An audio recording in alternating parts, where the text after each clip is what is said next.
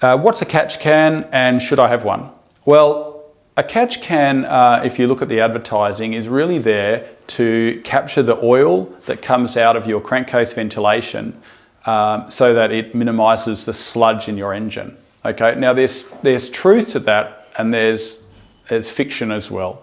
And the reality is that the sludge in your engine is a mixture of the soot that comes from exhaust gas recirculation and the oil that comes from various oil sources in your engine. So what are they? Well, yes, crankcase ventilation does put some oil into your induction system, and as does turbochargers. They all leak out of from the compressor side, so you've got two oil sources. So at best, the catch can's only going to get one of those because only the crankcase ventilation goes through the catch can, and it catches none of what comes from the turbocharger.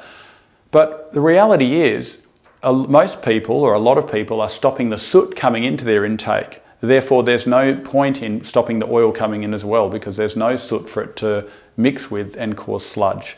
So that's one side of it. So the first side is it really doesn't do a whole lot for you.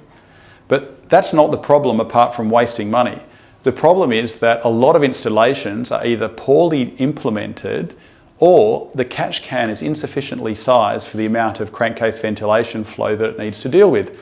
And so what happens in that situation is that you get excessive crankcase pressure, and oil is pushed past many of the different seals in your engine. Exhaust guides get oil pushed past it, turbos get oil pushed past it. So in essence, you can actually end up using more oil than you're capturing in your crankcase ventilation setup. Now, it's my understanding that Toyota issued a bulletin a few months back stating that they will not be warranting any vehicles that have aftermarket catch cans fitted to them. And it's for those reasons, because they're finding, clogged up DPFs and catalytic converters and things from excess oil consumption caused by either, as I mentioned earlier, the insufficiently sized catch cans, or things like we've seen them in reverse. We've seen them put on backwards where they've got one-way drain valves and things like that, and they're actually put the wrong way around, so it just terribly pressurizes the engine.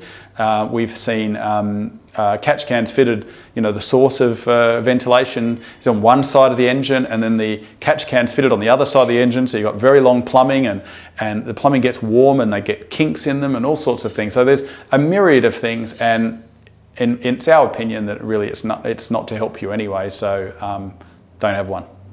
Thanks so much, guys, for watching. If anything that you've seen today has prompted questions from you, or you feel that you would like more detail on some of the subject matter that we've covered, it's certainly a really big subject matter. Subscribe and put your comments below, and we'll attempt to answer them in the next one.